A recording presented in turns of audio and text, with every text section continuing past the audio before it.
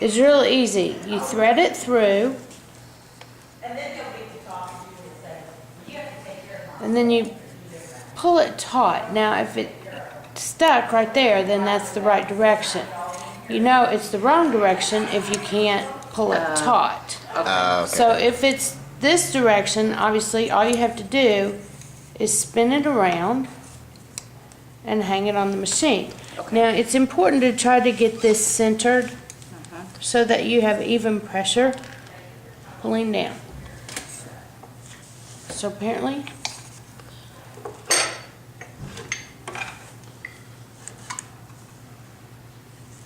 okay. Then I would go around a few more times. Okay, now stop on that one.